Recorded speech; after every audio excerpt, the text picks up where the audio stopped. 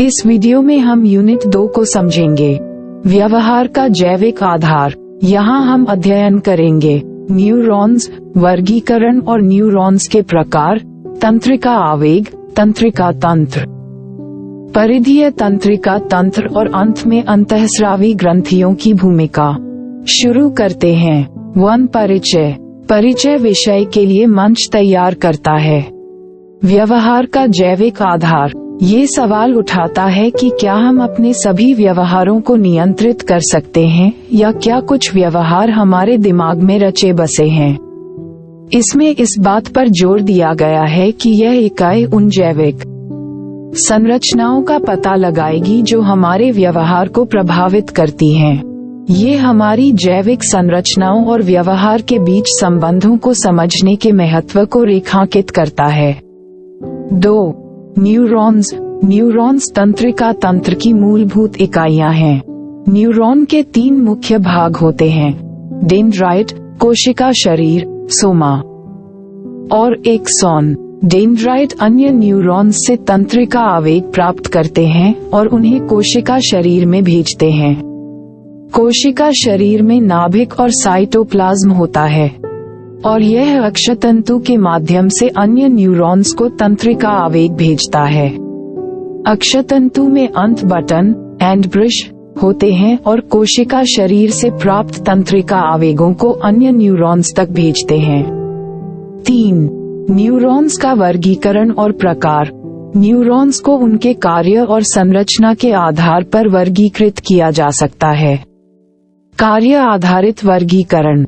संवेदी न्यूरॉन्स संवेदी अंगों से मस्तिष्क और रीढ़ की हड्डी तक आवेगों को ले जाते हैं।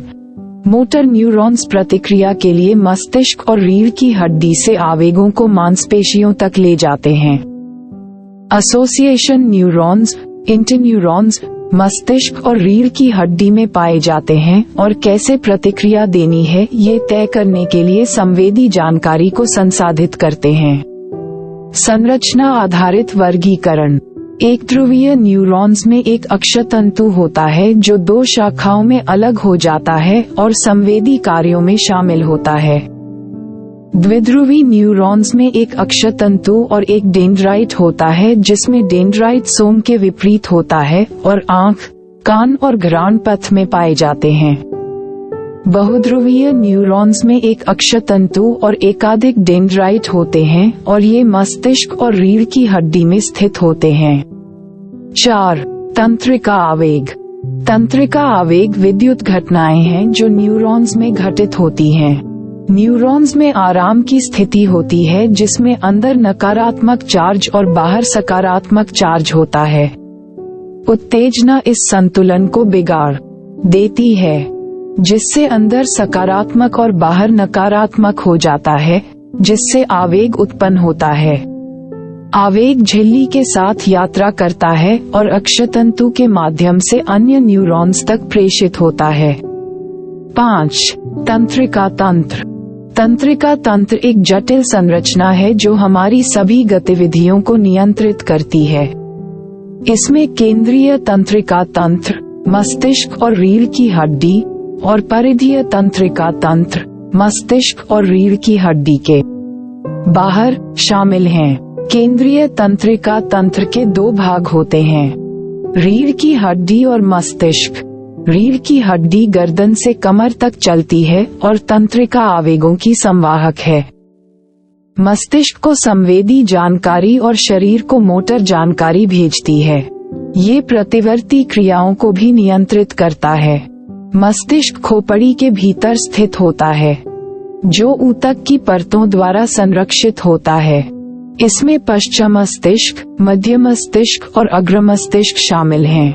पश्चिम मस्तिष्क में मज्जा, पोन्स और सेरिबेलम शामिल हैं। मेडुला मस्तिष्क को रीढ़ की हड्डी से जोड़ता है और श्वसन जैसे महत्वपूर्ण कार्यों को नियंत्रित करता है। पोन्स संवेदी और मोटर कार्यों को नियंत्रित करता है। सेरिबेलम मोटर गतिविधियों का समन्वय करता है। मध्य मस्तिष्क अग्र मस्तिष्क और पश्चिम मस्तिष्क के बीच एक पुल के रूप में कार्य करता है और इसमें सुपीरियर और अवर कॉलिकुली जैसी संरचनाएं होती हैं। अग्र मस्तिष्क सबसे बड़ा और सबसे महत्वपूर्ण हिस्सा है, जो सोच, तर्क, स्मृति और भावना जैसे उच्च कार्यों को नियंत्रित करता है। इसमें थैलेमस, हाइपोथैलेमस और सेरेब्रम शामिल हैं। 6. परिधीय तंत्रिका तंत्र। परिधीय तंत्रिका तंत्र मस्तिष्क और रीढ़ की हड्डी को रिसेप्टर्स, प्रभावकों और ग्रंथियों से जोड़ता है। इसे दैहिक तंत्रिका तंत्र, स्वैच्छिक गतिविधियां, और स्वायत्त तंत्रिका तंत्र, अनैच्छिक कार्य में विभाजित किया गया है। दैहिक तंत्रिका तंत्र में कपाल और रीढ़ की हड्डी की तंत्रिकाएं शामिल हैं। स्वायत्त तंत्रिका तंत्र आगे सहानुभूति, लड़ाई या उड़ान, और पैरासिम्पैथेटिक, आराम और पाचन प्रणालियों में विभाजित होता है, जो शारीरिक कार्यों को विनियमित करने के लिए समन्वय में काम करते हैं। 7. अंतःस्रावी ग्रंथियों की भूमिका। अंतःस्रावी ग्रंथियां विभिन्न शारीरिक कार्यों को विनियमित करने के लिए रक्त प्रवाह में हार्मोन छोड़ती हैं। प्रमुख अंतःस्रावी ग्रंथियों में हाइपोथैलेमस, पिट्यूटरी, थायराइड, पैराथायरॉइड्स, अधिवृक्क ग्रंथियां, अग्न्याशय, वृषण पुरुषों में और अंडाशय महिलाओं में शामिल हैं। प्रत्येक ग्रंथि विशिष्ट हार्मोन जारी करती है जो विशिष्ट ऊतकों या अंगों को लक्षित करती है और शरीर में विभिन्न कार्यों को नियंत्रित करती है। तो यहाँ हमने अध्ययन किया न्यूरॉन्स, वर्गीकरण और न्यूरॉन्स के प्रकार, तंत्रिका आवेग, तंत्रिका तंत्र, परिधीय तंत्रिका तंत्र और अंत में अंतःस्रावी ग्रंथियों की भूमिका।